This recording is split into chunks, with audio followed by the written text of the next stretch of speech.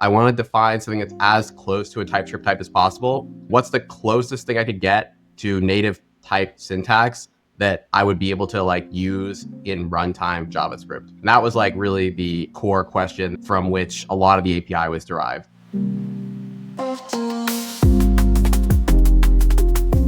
Hello, welcome to devtools-fm. This is a podcast about developer tools and the people who make them. I'm Andrew, and this is my co-host, Justin. Hey everyone, we're really excited to have David Blass on with us. David, you are the creator of ArkType, a really awesome runtime validation library. We're really excited to talk about that. We had Colin on who created Zod way back in 2022 sometime. I'm a big fan of both of these libraries. So before we dive into that, would you like to tell our audience a little bit more about yourself? Sure. So my name's David. I'm working on this project ArkType full-time. It's an open source TypeScript runtime validation library. It's got a couple really unique features, or I guess there's a couple ways in which it's really unique. So one of them is that the definitions are specified in a way that looks like native TypeScript syntax. They're like in strings, and you can use union expressions and parentheses and everything you can use in TypeScript, and then it gets inferred out one-to-one. So that is pretty different from most APIs.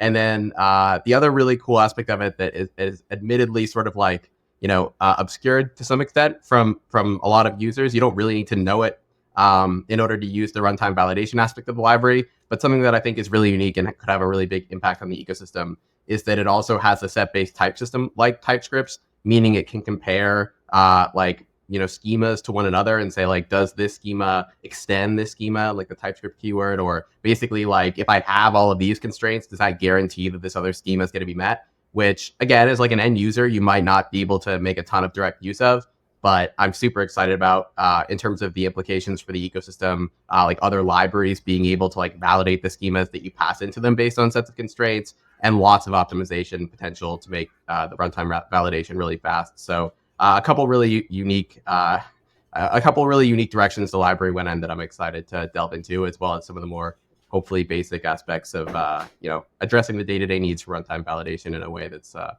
makes everyone happy. The syntax is really cool. I guess I've talked a lot about like type systems to coworkers and friends and stuff, and TypeScript's type system being able to like type strings is always like, when that landed, it was like very mind-blowing, and you're using that a lot. How did you stumble into that API? And I don't know, like what's your experience with it so far? What are the sharp edges? Yeah. Well, it's funny. I mean, I've been working on this for a few years now, and I honestly didn't really think this would be viable when I first started working on it. I guess like the core inspiration for the API is pretty simple, right? So my thought process was like, I wanted to find something that's as close to a TypeScript type as possible. Like, what's the closest thing I could get to native type syntax that I would be able to like use in runtime JavaScript? And that was like really the core question that kind of like from which a lot of the API was derived. Like, what's the least change that I can make such that, you look at the like ArkType definition, you look at the TypeScript definition, they're as close to one another as possible, yet I can actually use that same definition to, check an object at runtime. So, but like, how viable is that going to be? I guess I didn't really know when I started working on this a few years ago. And my intuition was like, not that viable for like real stuff, I guess, is like what the answer is for a lot of type level, crazy type level shenanigans that people like to pull off for fun, like the type challenges and stuff. There's like so many cool things you can do in the type system, but like, are these going to be like real, robust, scalable things that you could actually have in a big project and that wouldn't like instantly fall apart? And usually the answer is no. So like I wasn't that optimistic going into this, but essentially as I was building the like static parser, I guess is what I call the part of ArkType that at a type level will like take a string and will like give you autocomplete feedback, or will give you error messages that are really specific based on what you're typing in. Essentially, like when I first started building it, I didn't really know anything about parsers, and I just kind of like took the most naive approach, which was like, pretty much what you would do if you're trying to parse a string in TypeScript, is that because it's also maybe the most intuitive, is that like, let's say you want to parse a union or something, right? And you So like you look for like a pipe symbol, you say like my string extends like infer, left, pipe symbol, infer right. This might be like what like most maybe a lot of people haven't done a lot of type level programming, so maybe that sounds totally insane. But basically it's like a regex. You're like kind of like pattern matching and extracting out groups. So you're like, okay, I have my left group and my right group. Now I'm gonna like do a union and parse these two types. And so that was what I did initially. It like was working better than I thought it would, but for like longer strings, and especially for cases where like there was embedded syntax, A, it wasn't very performant, and B, it actually like had limitations in terms of what you could even parse that way. If you think about things like string literals with like pipe symbols in them, like how are you going to know that that's what's happening?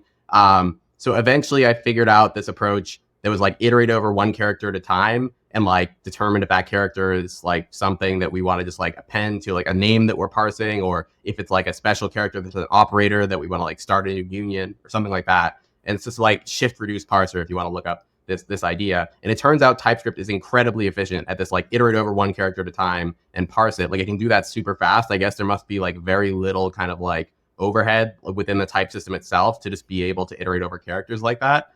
And so doing it that way, like I kind of expected when I was first implementing it that in order to get some of those like niche cases right, where I have like parentheses or like string literals and I have like special characters there that would break the like parsing logic, I expected that there'd be a performance cost to that. But it turned out that it got way more efficient and also like became much more capable in terms of parsing like arbitrarily complex expressions. So when I found that, I was like super excited and it was like, wow, this actually has real potential. And like, I could totally use this in a real project. Cause like, I was testing cyclic scopes with like 500 cyclic types and you could like parse them relatively efficiently and it would like all infer. And I was like, this is like better than existing stuff. Like, how is this possible that it's this fast? But it can be. And then, I built this whole like type benchmarking and type testing library to try to make it faster. So I started iterating on the benchmarks as I was building the parser. And I think that that's something that ended up being really impactful because like other libraries don't have, it's out there, it's open source, so they can use it, but they're not using it as far as I know still. So like they're kind of just like shooting, I don't know, what do you like, shooting in the dark or something? They don't really know exactly what the impacts of the like granular changes they're making to their type inference logic are. But since we were like always iterating in this direction where it's like, can we make this a little more efficient? Can we make this a little more efficient? Like, oops, we made a change that made it a little bit worse. Like, is that worth it? Or can we do something else? It ended up that like this crazy strategy that really you would think would be very inefficient actually ends up being a lot more efficient than like most existing options. And, can be something that like, you can theoretically get that like amazing DX of feeling like you're writing a native type, but not suffering that like kind of performance overhead that you would expect that would make it unusable in larger projects. Has doing all of that like helped you write better TypeScript itself? Like, cause like I've written TypeScript for years. I don't know what makes bad unperformant TypeScript. Like, as you said, it's like shooting in the dark. It's like shooting in the dark, but I don't know I'm shooting a gun or that I'm existing at all, basically. So like, has it given you that extra like ability? Yeah, for sure. I mean, I think if you do anything that much, like you build intuitions about it. And so like actually what I've tried to do to support my full-time open source work is to do like TypeScript performance consulting. So teams will like hire me to go in and optimize their TypeScript types or like fix issues they're having. And I actually think it makes quite a lot of sense for everyone because like it is a really niche specialized area and it's not one that you can just learn in a day or like that you sort of like. I built tools to be able to have insight into whether the thing is performing well or not. But the problem is that if you identify that something isn't performing well and then you're like, how can I optimize this? Well, in a lot of ways, it's kind of similar to like trying to optimize code for V8 or like optimize where there's like basically this like opaque wall and then tons of like internal stuff goes on that you don't really fully understand. And of course, the semantics of like optimization at a type level are totally different than what would happen at runtime also. So you have to break all those intuitions and like come up with a different strategy. So yes, it's definitely like a very niche specialty. And yes, you build up like intuitions over time about like this looks like a good strategy or this doesn't look like a good strategy. But then even from there, like I don't trust, like I know that I'll still be wrong a decent percentage of the time. So like I still am very grateful that I have those tools on top of it to be sure like, okay, like this seems like a good strategy and a good way to do this, but I want to be sure that it's going to be like at least as efficient as it was before or something like that.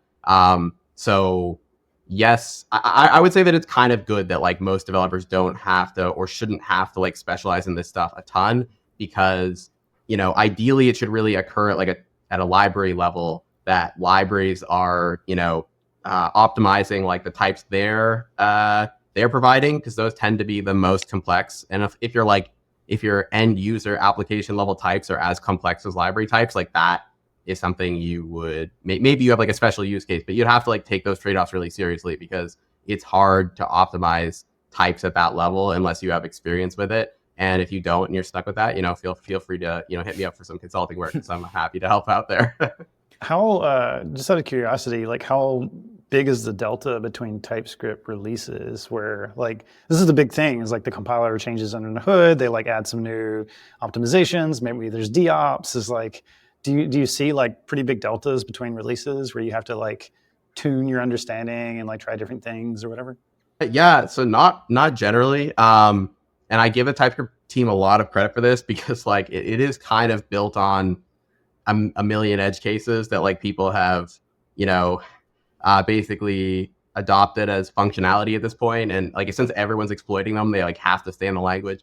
And that's a tough thing to maintain. But they have like a huge suite of community tests. ArkType is actually in like a set of community tests that the TypeScript team runs, like when they make bigger changes, to make sure there's no significant regressions, which is awesome and gives me a lot of peace of mind.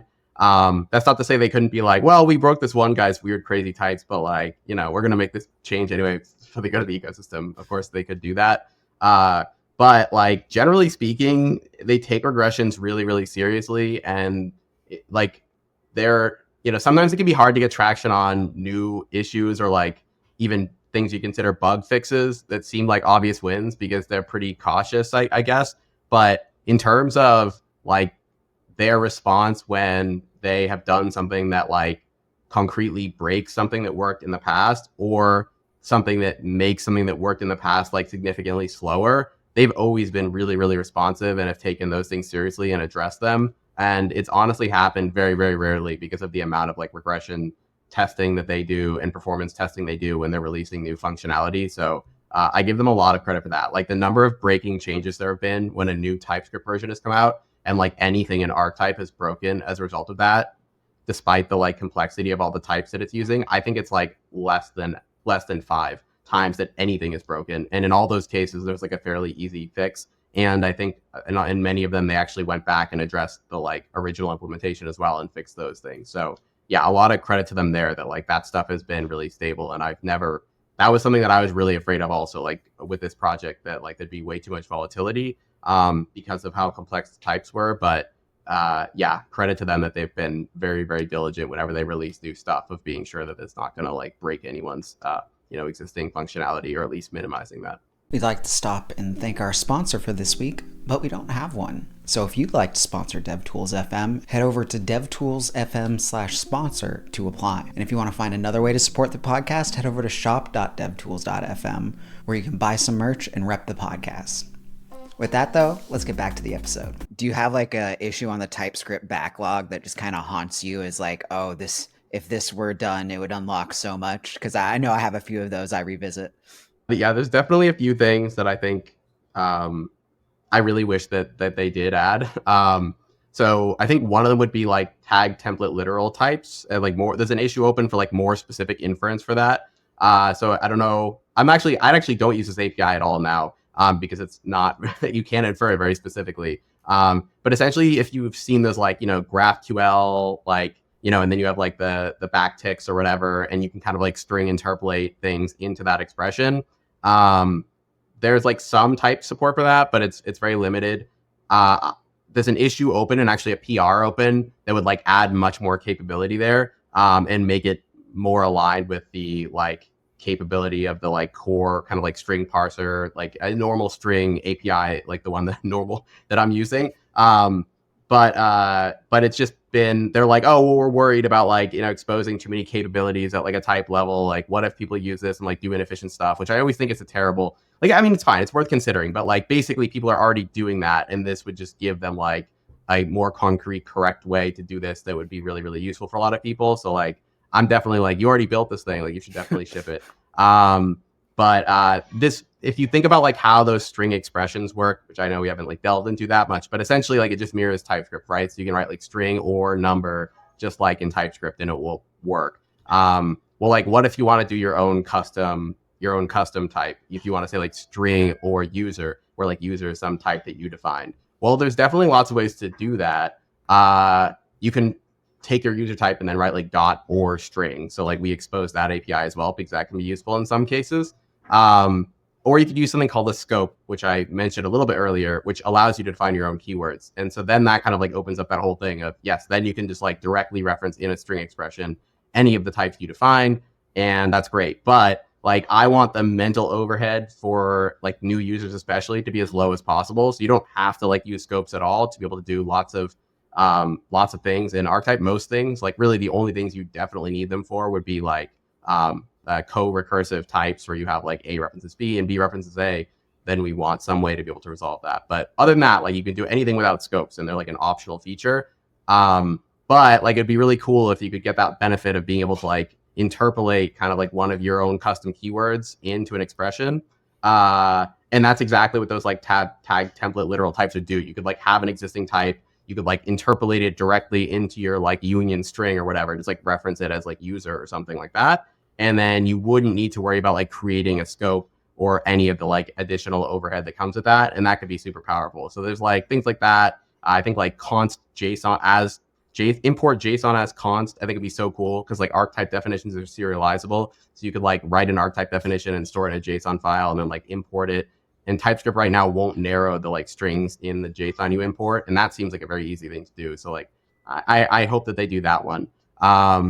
And then like the other one that's just like a very general feature that honestly doesn't help me a ton, but I think it'd be so good for the community. And I have like a rant on this issue about why it would be really good.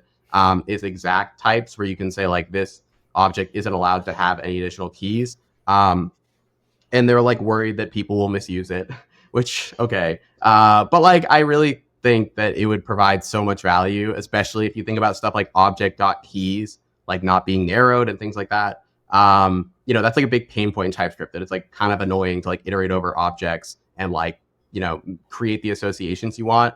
Whereas if you had an ability to say like this type isn't allowed to have any extra keys, then you could have that like narrowed inference where you do object.keys on an exact type and you get out like, you know, foo or bar or things that you actually define on the object. So those are probably my top three that I think about. But like, I'll say broadly that TypeScript obviously has done so much that has made a lot possible, and it is like surprisingly efficient at doing a lot of the things that I want to do. So I don't think it's anything fundamentally that I'm like, oh no, I'm like totally blocked because of X, Y, Z. Like these are nice to have things, but yeah, frankly, I'd say that like so much is already possible. So mostly I just focus on the stuff that can be done. So you just came out with ArkType 2.0, and the big headline feature of that is it's 100 times faster. So how did you accomplish that large jump in performance? Yeah, okay. Well, this is definitely gets a little bit in the weeds, but there's this like just-in-time optimization that V8 will do if it's able to process code based on like certain constant references and things. So essentially, if you think about writing code, like if type of data equals string, like or type of data equals number, and that's just like a function that you wrote or something like that. Let's say you run that 1,000 times, like V8 and in general, like any JavaScript engine to varying extents is going to be very, very good at making that extremely fast. But if your logic looks more like, you know, as something that you might imagine in a library, like for like, you know, const constraint of like, you know, this type constraints, like do a bunch of abstract stuff because we have to implement it at a much higher level, it's going to get a lot slower. So that's essentially what this takes advantage of, is that it like, when you create the type, it basically like compiles a bunch of JavaScript code that is like very concrete references to all the checks that you're making, that is very like engine optimization friendly. And then it actually will, in an environments that support like executing new function, like, or basically like evaled code in sort of like a safe context here, but like that's what it is. Then what it will do is it will like replace the like, I guess like standard implementations of like basically checking various type nodes with these like optimized versions that it creates in place. And that's what makes it so fast. Or at least that's part of it. But there's like an endless amount of, I've been working on optimization stuff recently also, and there's really like an endless amount of stuff you can do. I'll say like one thing that I particularly am really excited about that like you can't see in the like community's runtime benchmarks, which is what those comparisons are based off of, is things like discriminated unions.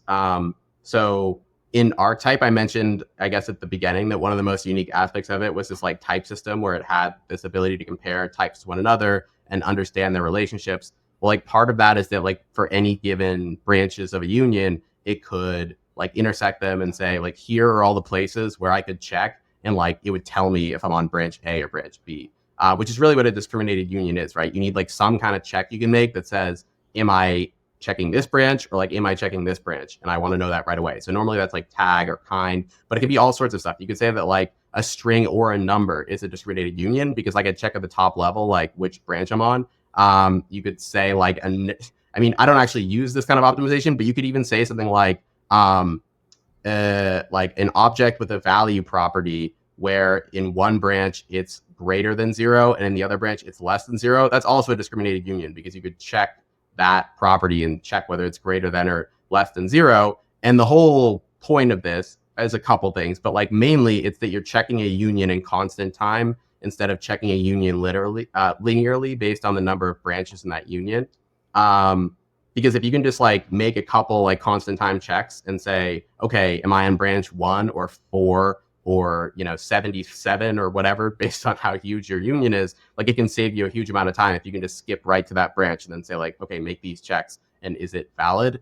So what ArkType can do internally is like, because it has that type level understanding, it like will determine what the most efficient discriminant that it can use is, and it can even do that over like multiple rounds of discrimination. So like basically whenever you define a union, you don't have to like explicitly say like, here's the discriminant and here's my union. It will kind of like figure out what are the optimal checks that it can make to like split apart all the branches and go to the right one as quickly as possible. And so like that's the kind of thing where you won't even see that like in some of the basic like runtime validation benchmarks, but it's the kind of thing that can be super impactful if you're like validating complex types or unions, and you don't have to like do anything or even know that's happening externally for it to benefit you really significantly. Also in terms of error messages, because like you ever seen a really long union error message, that can be pretty awful. But it can be much better if it's like, okay, well, I figured out that you must be trying to create this branch because your kind property or whatever was foo. So like, I'm just going to give you the error messages for that branch since that seems to be what you were trying to do. And then it's like a lot easier to unpack what went wrong. So there's a lot of cool benefits there and optimizations beyond just the sort of like that like just-in-time compilation stuff can make things a lot faster. It's also pretty gross because like I have to implement internally, like I have to implement validation like 4 different ways in order to like get all this to work. Because there's like the built-in validation that like just checks if something is allowed or not, so like returns true or false. Then there's the built-in validation that checks and like gives a detailed error message because that's a lot less efficient. We only do it in cases where you actually fail.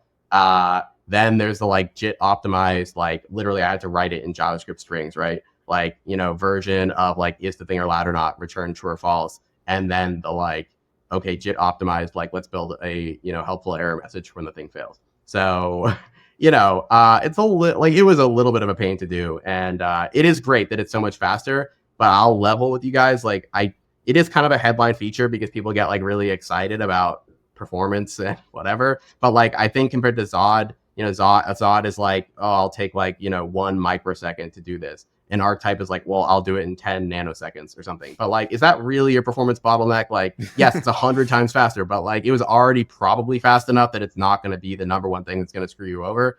So like, I would say that type level performance is actually probably a lot more relevant based on a lot of the consulting work that I do, where like people are struggling with like Zod and TRPC or various things like, crashing their editor. So like that aspect of things is probably more likely to be a bottleneck. And like, the per stuff, it's like, hey, great if you are doing something where you're, validating tons and tons of data And like, hey, maybe in some of those cases I mentioned with unions, like if you're checking complex unions, yeah, that can take a long time. And so maybe some of those optimizations will really be helpful for you.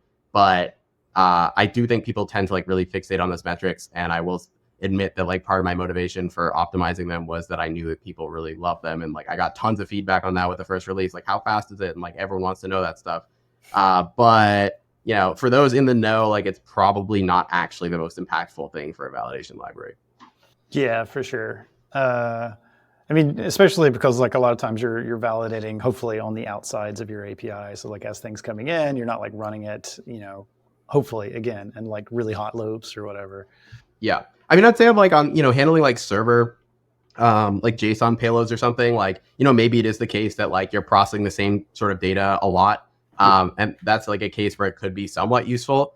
But still, like whatever your logic you're doing internally to kind of like process it after it's been validated is pretty much guaranteed to be way less efficient than like whatever. I mean, I think Zod is like a reasonable, you know, reasonably performant for like what it's doing. And I think unfortunately, people who look at the performance benchmarks are like, Zod must be so slow. It must be like, what did he do? Like he must have written awful code. And that's not at all the reason why there's like such a big differential. It's because of this, like, and I've been in pretty close touch with Colin, and I guess I shouldn't like leak whatever he's doing for Zod 4, but he'd probably be fine. That like, I know that he's implementing some of these like, you know, just in time optimizations for Zod 4. So maybe people will have something to look forward to there once that's ready. But yeah, all said and done, like, you know, I bet like 1% of users would like really significantly benefit from this kind of optimization, and it's pretty marginal for most people. Yeah, like important things for, you know, a validation library like this is like baseline performance needs to be good enough. I think the thing that you alluded to a second ago, type performance actually becomes a big deal. So for anyone who's like, I'm not picking on Zod here. I'm just going to say Zod because I've used it in like a big production code base. If you have like a lot of z.infer schema where you're taking your validator and you're getting a TypeScript type that's generated out of that, that can actually be really, really slow for type checking. And especially if you just have like a lot of them. So I'm curious is like how you or how ArkType does that and like the performance trade-offs of that. And then one thing that I want to talk about like after that, which is like the other really big important thing for validators is just like good errors. Because like if you don't know, like the whole reason of doing runtime validation is to like, we want to match the logic in our types with like these runtime checks, but you also need to know like what's going on. And like, you know, it can be really easy to just get like this array of, you know, stuff back that says, oh yeah, it's like this deeply nested key has an issue and like tells you nothing. So I'm curious about those two things.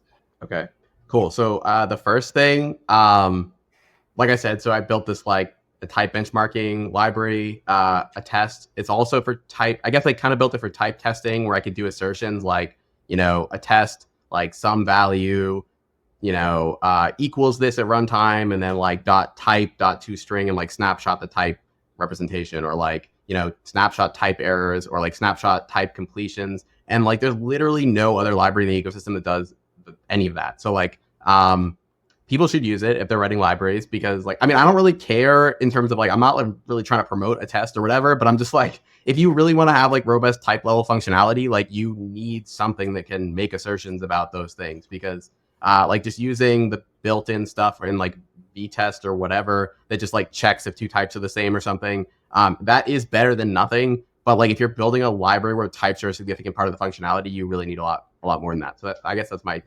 tangent shout out to like having more robust type testing. But basically, really, like it's very absent in a lot of like major libraries in the ecosystem that make a lot of use of that type level functionality. And same with like type level benchmarking, obviously. Like people just aren't doing it. So I think the biggest thing is just like I said before, I was sort of had like benchmarks for all the individual expressions that were being parsed and like all these scenarios in ArkType to make sure that whenever I made changes to the type level parsing, that there were no significant regressions in performance, or at least that, like I said, if I'm adding some feature I think is important and like gives better detailed type error messages or something, like I can make those trade-offs knowingly and say like, okay, this is worth the like 3%, you know, overhead in type checking performance or something like that. And I think most people just have no idea. And it's like, it's just you can't really have good enough intuition, even if you've done a ton of this stuff, to be confident that like whatever changes you make, you might not have just accidentally like nuked your type performance by 50%. Like it's just way too easy to do something that seems completely arbitrary and just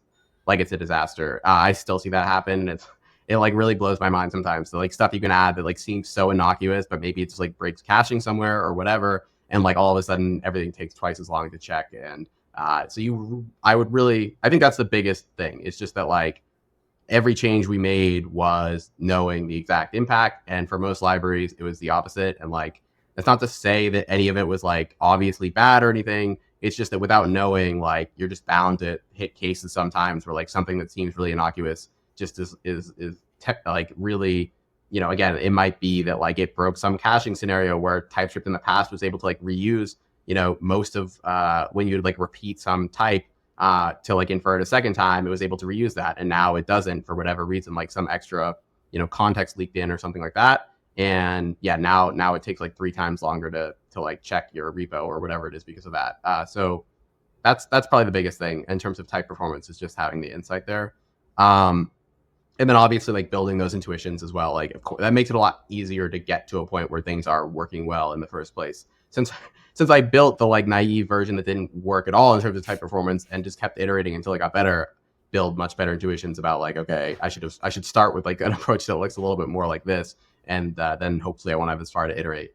In terms of like runtime error messages being helpful and descriptive, that was definitely something that from the beginning, I guess, just felt super important. And I wanted to like come up with a sort of unique strategy for dealing with that. And I think like classically the error messages that are the worst are unions, because they're actually very hard to give good error messages for because like how do you say like in a succinct way like, okay, it could have been any of these 10 things and it was none of them. Like how do you describe why it was none of them?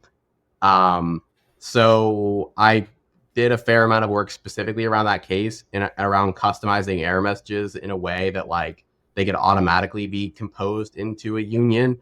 So like if you like most errors, you can kind of customize as if you were completing the phrase like must be blank, and you can customize actual as like was blank. So that's kind of the like default error message format in ArkType. You can change that, but one of the really big advantages of like using a format like that is that we can take the like blanks that you filled in and put them into like compose them into a union error message that is really easy to read and understand. Whereas if you kind of just like arbitrarily wrote whatever format you want in some complete sentence, like we wouldn't actually be able to reuse that in a way that made it easy to parse. So like this way, when we create the union error message, we can actually go through and kind of like try to collapse as much stuff as we can. So for example, if there's like lots of errors on every branch at the same path, we can like kind of collapse those together and say like, this path had to be like one of these 5 things or something like that, instead of saying like this object had to have a foo key that was this, or this object had to have a foo key that was that.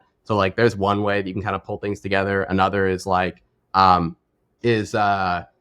guess oh man, I lost my train of thought a little bit on this one. I'm gonna be honest with you guys. But I'll just say that like essentially there's several ways where we have like optimizations that we'll like iterate over union error messages and try to collapse them down to make them as readable as possible. And I think generally like it really helps a ton with just being able to like get a top level like human readable summary of what went wrong. And then you still get all the like introspectability. You can like iterate over the array and like check the individual errors and map them and do whatever stuff you need there. But yeah, I think like having that top level kind of like, okay, at a glance, like what went wrong here, and having that try very hard to just make the description of the errors as clear as possible, even when they start to get complex, definitely is like a really big selling point, I think, of the library. That is really a lot better than like most of the other stuff that I've seen out there as a solution for those problems. So that means you've implemented like logic within the type system to like compose those errors, right? Yeah, so there's specifically like some logic within the like union node that's like, how do I create my error message? And it will kind of like iterate over its component errors and like, yeah, apply some of that kind of like merging logic that says like, okay, a bunch of them occurred at this one path, or like a bunch of them occurred like based on this one value. Or like I said before, maybe even one of the most impactful things would be like being able to automatically discriminate the union so that, we can just eliminate a huge number of cases that wouldn't be relevant based on like a property that you provided and just give you the like, the information about why the one specific case that seemed to be the one you were actually trying to provide failed. So yeah, I feel like there's a huge amount of benefit there, and I'm excited for people to like delve more into some of those things, because I think it's like those are areas where people are just trying to like still build. It's a really new library, and people are still trying to like build analogies compared to like what they're used to from Zod. And I think a lot of people are still just like iterating over all the errors and like trying to figure this stuff out themselves. And it's good that they're introspectable and all that the same way, but I actually think there's even more that can be done to like, optimize those union error messages and like discriminate in a way that's really helpful. But then maybe we still need to provide like some additional context to say like, because sometimes it can be kind of surprising if we're like, why do you think that I'm trying to specify this branch? Like, oh, and it's because you said like kind was foo, but maybe 50 other properties matched on some other branch, right? I can't really figure that out in a performant way. So like there's lots of little nuances like that, and I'm excited to get more feedback from the community. But basically, I don't really think anyone else has even sort of like tried to like write really good union error messages. So like I think having something out there that tries to do some of that work for you is will be a big improvement. And it'll get even better as we get more feedback about what stuff is intuitive and what stuff isn't. Yeah, I've done a bit of type gymnastics myself, and you get to the end, everything type checks, you check that error message, and you're like, how is any consumer going to know what that is supposed to mean? And then like being able to compose nice error messages in the type system, that's also like a large mental like learning hurdle as well. So like all of this being so easily accessible through like a nice API is a huge win. Yeah, so I think that like what's one of the really cool things about ArkType's API is it's like an additional level of abstraction, obviously, compared to a standard API where, I mean, first of all, we can build whatever syntax we want into the language. So that's pretty cool. But second of all, like the primary mechanism for giving error messages isn't like the standard TypeScript, like sort of we return the type that you should have passed in, and then you get whatever TypeScript happens to generate for that error message. And that really wouldn't even work in like any kind of, it would not work. Well, first of all, you couldn't type like these kind of like these like validated strings. You can't write them like that. It has to be like as a function input that sort of thing is validated. But second of all, like even if you could for certain things, it would be really, really hard to read, like you're describing. Like how would we ever expect an external consumer to be able to understand any of this? And so basically, like if you haven't seen what an ArkType error message looks like, if you, for example, like miss a parenthesis in like one of the types you're typing, or like reference like string, and leave out the N or whatever it is, you'll get like something like strig isn't assignable to, and then in quotes, it'll say something like, strig is unresolvable, or it'll say like, missing right parenthesis before like array or something like that. You'll get this kind of like, it seems like the kind of error you'd get in your editor, but you're getting it like in a string as the reason why your type isn't valid. And with the extension, it just kind of like actually will inline that part of it for you and just extract it out. And so when you type something wrong, you'll just see something like string is unresolvable, or you'll just see the part that says like, missing right parenthesis before array. But basically, like because of this kind of approach we're using to validate your definition input, we can give whatever type, we can give whatever custom error message we want at a type level, right? So like we're not relying on TypeScript to say, okay, like here was the structure we wanted, and here was the structure you gave us, and so like whatever arbitrary issue there happened to be, like TypeScript will generate some potentially complex message for that, if it's including unions and including like deeply nested arrays or tuples or whatever it is. But for us, we're always kind of in control of what we're just like what feedback we're giving you at a type level anyway. So we kind of bypass like having to rely on TypeScript to give a good error message for those cases, and instead can just tell you like, and a lot of time it'll literally tell you like what to do, like try this instead, or just like change your string to be this. And it's like all just happening in TypeScript's type system, but it kind of like makes it does create that extra layer of abstraction where like you are not actually thinking about TypeScript giving you like inscrutable error messages anymore when you're defining an ArkType definition, because you're dealing with like our error message feedback that is like just a very like, yes, obviously we have to use TypeScript's type system at some point, but like the only interface to it is just that like you get a message back that says like your input was not assignable to, here's your custom string error message. So like we get to kind of bypass a lot of that. And I think it leads to way better experiences in many cases because, like you said, it's just way too easy as types get more complex to just like get things. You need some kind of like parser or whatever. Maybe you like, copy paste it into an LLM or something. I don't know. But like, it's such a mess. I remember like when I was first getting started, I saw an error message and it was like ... and I forget how many like billions of characters it was that it like omitted. But I like remember doing some math and it was like 7 times longer than like all the Harry Potter books combined or something. And I was like, like you generated that? Like, what? I mean, it's crazy. Of course, like no one would ever be able to parse that. But like, there's a lot of scenarios that aren't quite like that extreme, but are still like, there's no way that like a human could understand this. So yeah, that's one of the big improvements I think that ArkType makes by having a little bit more control over like what feedback we give there. It's such an impressive library for sure. And I particularly love like the editor like enhancements, just to do like, syntax highlighting within the string to make it like look like an actual type. I think the familiarity that you have to writing actual TypeScript types is like, it's a really strong motivator.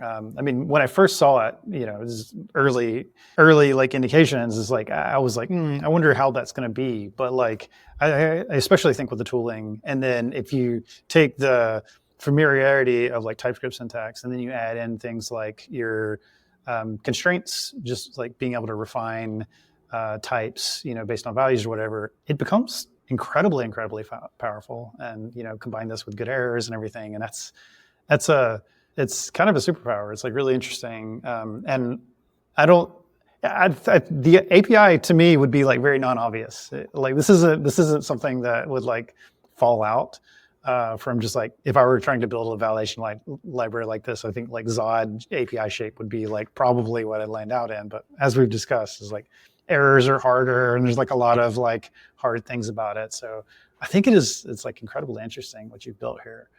I appreciate that. I mean, I think to some extent, like it does kind of fall out in a lot of ways, but like just from TypeScript instead of thinking about it from the perspective of like how do I do validation, right? It's like right. If you're just thinking about like how could I make something that looks as close to a TypeScript type as possible and then use it at runtime, like this is pretty much what you would do. And there's not that much like ambiguity to it. Like I guess the only other thing you could say is like, well, maybe you should just string embed everything.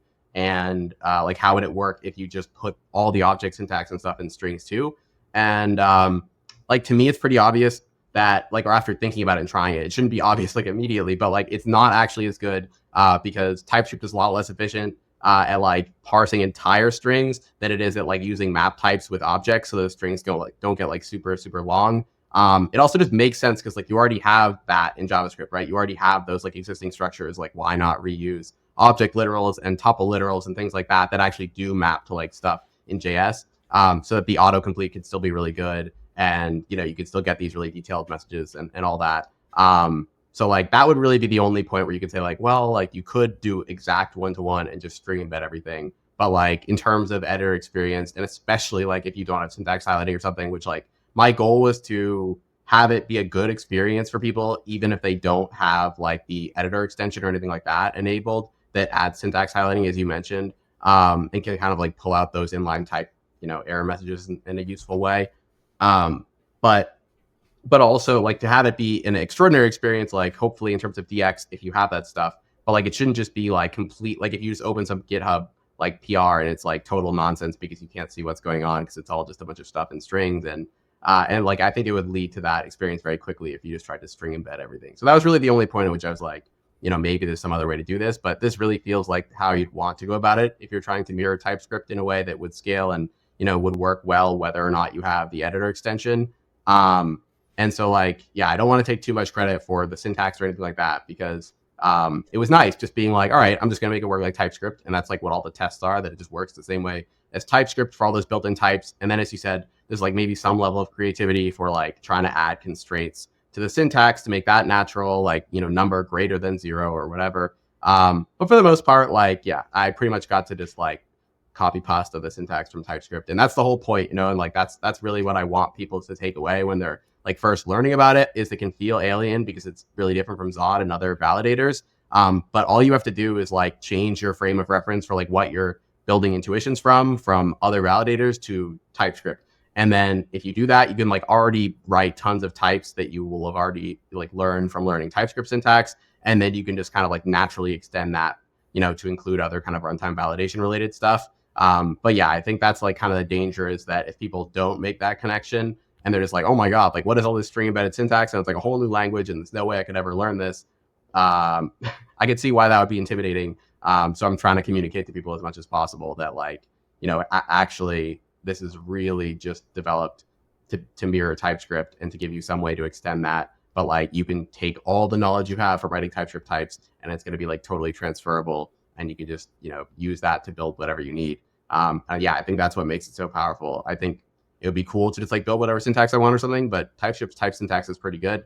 And it's so important, I think, for making it accessible to TypeScript developers that like they can just reuse what they already know. And not only that, I think that like when you look at a definition, to look at an ArkType definition and not even have to hover it, like to know how it's going to be inferred, because it looks exactly like a TypeScript type that it's going to be inferred as. Like it's one thing that when you hover an ArkType type, it shows like a really distilled like form of the definition that's really easy to understand. So like that's good. But really even better is that you basically just don't even have to do that, because it's already so close to like what you're getting out in TypeScript anyway, that you don't need to like ask how it's going to be inferred to just see exactly what the shape of it is. So I think those are the really, really significant benefits of just keeping it as aligned with TypeScript as possible.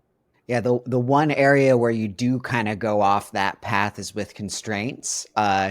How powerful are those? Like how much is there? And are you kind of like trying to keep yourself constrained while doing that and not expanding that API too much? I mean, I definitely don't think there's going to be like a ton of additions to the like, at least like what the syntactic constraints that'll be built into the language that you can, write as like number greater than 5 or whatever. They are really powerful. I mentioned that like ArkType has this like built-in type system like TypeScript where it can compare types to one another. That includes constraints also. So like, it's kind of like this extension of TypeScript's type system where, if you say like, well, would a type that's a number greater than 5 be assignable to a type that's a number greater than 0? Like it would, because any number greater than 5 will be greater than 0, but the reverse wouldn't be true. And same thing, like if you intersect like a number divisible by 2 with a number divisible by 3, it'll be a number divisible by 6. And it can like determine any kind of assignability like that, including runtime, what people would think of historically as like runtime constraints, but like it really brings that whole like type level introspectability aspect of it to include like those kind of like set-based extensions for ranges and divisors and regex and different things like that. There's also like transformations, there's morphs, like that was I had to kind of like uniquely adapt the type system to be able to accommodate like, well, what does it mean in a type to say like, it accepts a string and then that string will be transformed to a number or something like that. So there's some unique like rules around that, but essentially everything kind of like is derived from these like very core principles of like set-based types that are the same principles that the TypeScript type system is derived from. And I also don't have to worry too much about like diverging from TypeScript in terms of, I guess, extending it to say like, okay, well now it can handle ranges, because yeah, maybe someday TypeScript will support ranges and you can say like a number greater than 0 or something. They could totally do that, because I've literally written the logic that they would need to do that. So like they could definitely add that and it would totally work for them. They would need to write some like additional logic that says how, when you write like a JS expression or something, like if you say like number greater than 0 and then I add some positive number to it, can it figure out that it's like still going to be a number greater than 0 or whatever? Like they would have to write some unique logic around that. But for the most part, it's pretty much, it could totally fit into what they have. And like there's this very clear like set-based definition of what should happen, where I don't have to worry that they're going to like build it in a way that wouldn't be compatible with what I did, because there's just like it's like a kind of like a mathematical thing where like it couldn't be wrong. Like, right, there's only one real answer to like how two ranges intersect, or like how two divisors intersect, or like whether one thing implies another. What I have to worry about though is like some of the like quirks of the language, where when I'm trying to build a robust type system, like do I really want to carry over, I don't know, the idea that like an empty object, like if you do the like object literal syntax with like no properties specified in it, like in TypeScript it could be assigned like a number or a string or anything, because it's just checking to see if it's something that would allow property access. This is one of these things that like people always get tripped off on TypeScript. And I'm like, do I really want to like maintain that? And I actually went with no. I don't want to do that. I think it creates a lot of problems like internally also. So like that's a case where I actually have to decide like I'm going to diverge for existing functionality from like what TypeScript has done, because I think this will be more intuitive, even though it creates some inconsistency. Like the overall experience will be more intuitive. Like if I don't maintain that feature. And there's like a few other things like numeric keys where it's very weird. Like in JavaScript, you don't have numeric keys, but in TypeScript, you can say like key of an array and you get like string numbers and numeric numbers back. And it's like very confusing. I'm like, those aren't really a distinct thing at runtime. So like, how do I represent that? And so there's a few areas like that where I have to be like, do I want to like do what TypeScript did? How much of like a breaking change would it be for me to like diverge here and do something that I think would be more intuitive and be easier to use? For the most part, there's like very few cases where I had to do that, but there are a few that like those are always painful. And I'm like, oh no, like I can't like, I have this like nice new type system that like it works in this very precise way and has all these guarantees. Like TypeScript, like why did you do this? Now you're putting me in this awful position of having to decide whether to maintain that like compatibility with this particular feature or to do something that I feel like will make it easier for users. But yeah, those are the things that keep me up at night, I guess. Fun problem to have. Well, as we're wrapping up, we always like to ask one future-facing question, and for you, it's just like, what's next for ArkType? What do you got planned? Yeah, so the biggest thing that I'm working on right at this moment is, well, I guess I've pretty much wrapped it up now. Is pattern matching. This is a really cool feature because I think it's like something that I've planned for a long time, and I actually wanted to originally add it to like the 2.0 release, but there were just like too many questions, and I wanted to like ship the 2.0 release a lot. So I'm glad that I did that. But I knew this would be like a fast follow-on feature because it was pretty much already ready. And if you think about pattern matching, right, it's like, is it this? Like, if it's this case, like do this. If it's this case, do this. Well, like, isn't that already kind of just like validation, basically, with like a little bit of an additional wrapper around it? And so it's a pretty small feature in some ways where like, I'm really just getting the benefit of like the whole type system stuff. But here's where it gets, I just like love this. It's so cool. So like, here's where it gets really exciting, like what you can do with like a runtime type system, right? If you like write some logic that says like, if it's, if A, then like, run this function, if B, like run this function, et cetera, et cetera. Like that by definition, like has to be executed linearly, right? So like, let's say there's 100 cases, like you have to go through each one sequentially to check if they match because, by definition, you have to run them in order. Like that's how pattern matching works. But like because of ArkType's type system, we can actually check like which branches are disjoint, meaning like they'll never have any overlap. And for those branches, we can use the switch statement and like we're using a discriminated union, right? But like we can actually check them in constant time if we can internally check and guarantee that there'll never be any overlap between the two branches. We can like check, like traverse like a pattern matching expression in constant time. That's like 100 cases that have to be guaranteed that like any matching case like earlier in the expression will be run before any that occurs later. But because we have that kind of like deep introspectability, we can say like, okay, well, sure, they have to be run linearly, but because we know these two things can never co-occur, we can just skip right to like the 78th branch and like run that one because we know that since that one matched, like none of these other previous ones can match. So there's like stuff that just like, there's so many possibilities, I think, with having this kind of like runtime introspectable type system that like, I JavaScript, I think the language itself is working on like a pattern matching. It's a proposal for like adding that to the language, but it could never do anything like this because there's no like type system or like set based type comparison logic in JavaScript, right? So like even if they added this, like even if you wrote it in native syntax, like you would never be able to like traverse a pattern matching expression in constant time. But because we have the ability to like compare these, like basically it's like an ordered union, right? And like all of this kind of just like falls out of that. And I love stuff like that where like the type system itself is so powerful. So sometimes you can just like build these like thin little wrappers around it that do things that just feel like it'd be totally impossible like in any other context. And like seems just magical. And of course, like it's just very satisfying to build that because it's so much less work than like building the actual type system, but like what you get out of it feels like really, really significant. So I'm going to release that this week. And I think people will be really, really excited about like, it kind of has the same level of like syntactic, like, oh wow, it's like so concise and like so readable as the like, it's the core ArkType API, right? Like you can like write keys that are, type definitions and stuff like that. but then also it has that like performance benefit where you can just get performance that you would like never be able to get, like even natively in this case, like writing like a linear pattern matching expression. So like I'm very, very excited to share that with people. That's super exciting. I'm a big TS pattern user. I use it a lot, and the performance characteristics probably aren't super great. So I tested it a little bit against this, and like it's totally reasonable.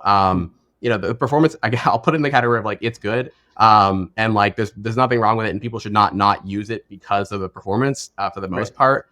But like I think maybe even more so for like pattern matching than for a lot of like validation in general. It's pretty likely to be like on a part of your code that might be on the hot path if you're like checking a certain shape of object over and over and like processing it. Like that could make a pretty big difference. And yeah, so I think it just has a lot of potential, and I'm excited for other library authors to, you know, start integrating more and like leveraging some of that introspectability more as well, because it's just one of those things where like JavaScript has never really had a like runtime type system before that allowed this kind of stuff.